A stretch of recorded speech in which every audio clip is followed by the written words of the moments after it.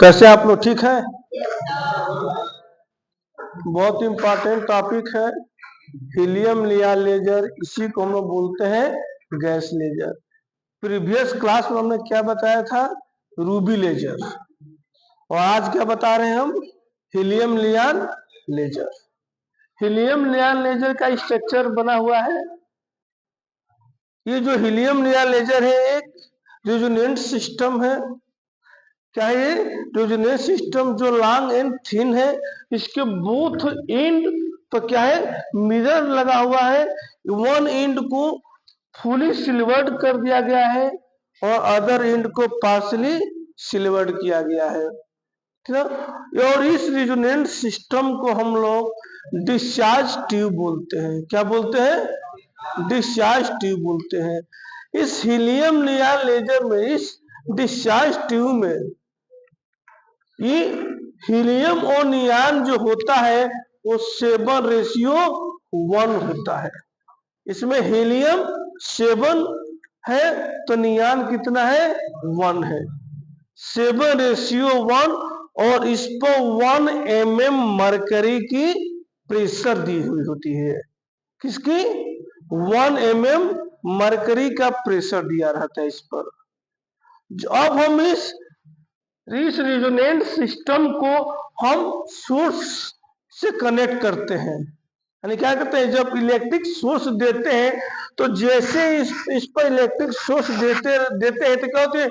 Electrons आ करके यहाँ पर क्या होते हैं? इस हीलियम और नियॉन से स्ट्राइक करने लगते हैं। जब करते तो क्या होती है? उस कंडीशन में हीलियम और नियॉन दोनों एक्साइटेड होकर के अपने ग्राउंड स्टेट पोजीशन को छोड़ करके क्या होते हैं? एक्साइटेड होकर एक्साइटेड स्टेट पोजीशन पर पहुंचने लगते हैं। दोनों हीलियम और नियॉन दोनों जाते हैं। अब जैसे इसको 20.61 इलेक्ट्रॉन वोल्ट की एनर्जी मिलती है तो क्या होता है? ये मेटा स्टेबल स्टेट तक पहुंच जाते हैं। और जाहिर सी बात है यहाँ पे हीलियम की संख्या ज्यादा है, नियॉन की कम है, तो इसका जब कोलिजन होने लगता है, क्योंकि सारे सब सिस्टम इसमें हो रहा है, जब कोलिजन करके ऊपर जाते हैं तो हीलियम जो नियॉन से कोलिजन करता है तो 0.05 इलेक्ट्रॉन वोल्ट की एनर्जी वो नियॉन को दे देता है। तो नियॉन के पास कितना हो जाता है? एनर्जी 20.66 इलेक्ट्रॉन वोल्ट की एनर्जी लेकर के वो यहाँ से यहाँ मेटा स्टेबल स्टेट पर पहुंच जाता है। अब मेटा स्टेबल स्टेट का क्या है? आपका अपर लेजिंग लेयर है, lower lazing layer. Meta stable state पर जो टाइम ड्यूरेशन होता है 10⁻³ सेकेंड होता है, जो एक्साइटेड स्टेट पोजीशन के कंपेयर में 10⁵ सेकेंड ज्यादा होता है। जब यहां से अपर लेजिंग लेयर में कितने इलेक्ट्रॉन वोल्ट लेकर आता है?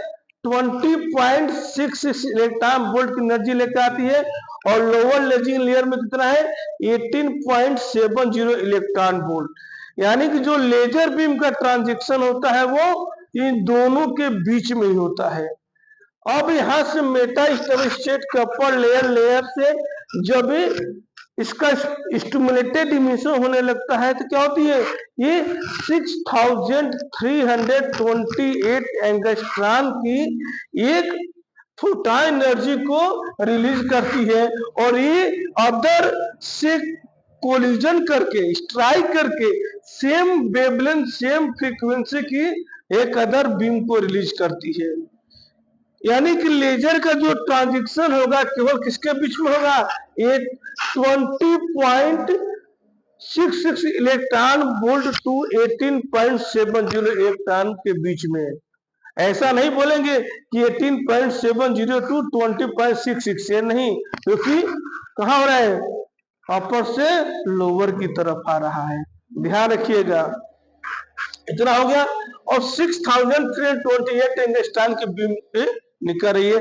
और मैक्सिमम जो होता है क्या होता है? मैक्सिमम लेजर बीम इसी दोनों के बीच में हमको मिलने लगती है। बाकी जो लेजर बीम प्रोड्यूस नहीं कर पाती, क्या होती है, इसका यहाँ से स्टिमुलेटेड इमिशन होने लगता है और इसको हम क्या कह रहे हैं, रेडिएशन लेस ट्रांजिशन। यानी कि जो बचा खुचा जो नियॉन है क्या होता है, वो ग्राउंड स्टेट पा जाता है। अभी सारी जो फंक्शन हो रहा है ये इसके अंदर इसमें हो रहा है और यहाँ से हम सोर्स कंटिन्यू सोर्सेस को हम देते जा रहे हैं, यानी कि पंपिंग इसकी कंटिन्यू हो रही है। जब पंपिंग कंटिन्यू चल रही है, इसमें पंपिंग बढ़ाते नहीं है, इंक्रीज नहीं करते हैं। पंपिंग जब इसकी कंटिन्यू होती है क्या होती है, यहाँ से ये लेजर बीम निकलने लगती है, यानी कि इतने 6328 एंगस्ट्रॉन की बीम ये इसमें से निकलने लगती है और निकल करके क्या होती है, इस ऑप्टिकल कैविटी में, इस रेजोनेंस सिस्टम के सभी पॉसिबल डायरेक्शन में इसका मूवमेंट होने लगता है। जब मूवमेंट होता है तो क्या होती है, इसके वॉल से आके इंसिडेंट करती है, लेकिन क्या ये फुली सिल्वर है इसलिए इसको ये क्रॉस नहीं कर पाती है।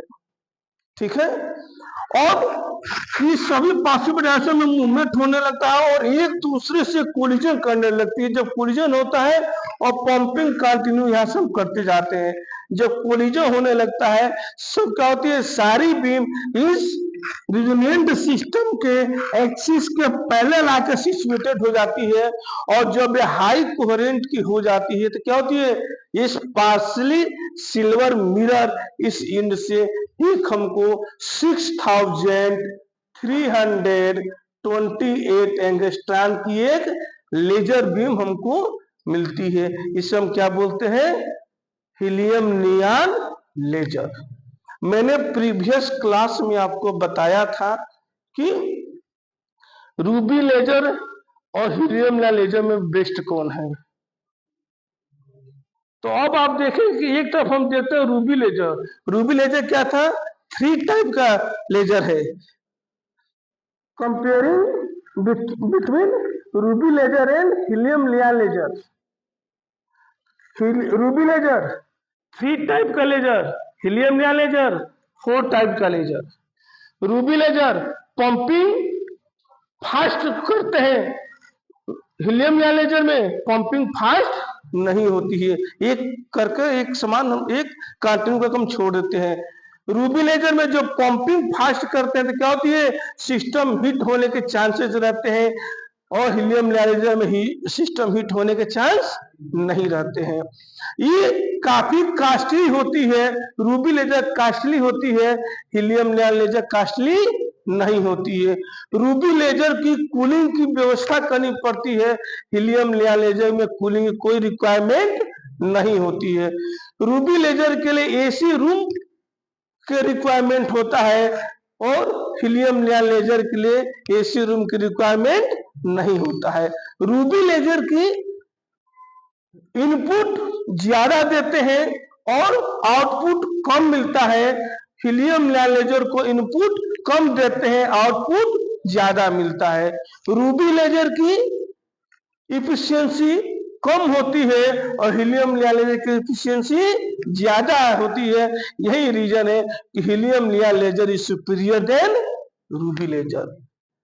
एक चीज और ध्यान रखिएगा, उसमें क्या था रूबी लेजर में, क्रोमियम सॉरी क्या था वो रूबी लेजर में, एल्युमिनियम डाइऑक्साइड का क्रिस्टल था जिसमें क्रोमियम ऑक्साइड की 0.05% की इम्प्योरिटी मिली होती थी।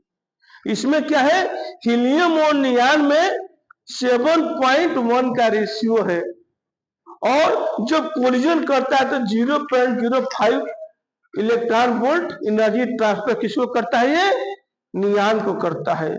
रूबी लेजर में क्या है, रूबी लेजर के क्रोमियम ऑक्साइड ही नेसेसरी है लेजर बीम प्रोड्यूस करने के लिए और इसमें कौन सा है, नियॉन है। वो कितने एंगस्ट्रॉन की करती है रूबी लेजर, 6943 एंगस्ट्रॉन की बीम रिलीज करता था, वही कितने करती है, 6328 एंगस्ट्रॉन की बीम को रिलीज करती है। समझ में आ गई बात। तो ये आपका ruby laser helium neon laser है बहुत इंपॉर्टेंट है, बहुत इंपॉर्टेंट है। आप इसको ध्यान से समझिएगा, पढ़िएगा, ठीक है।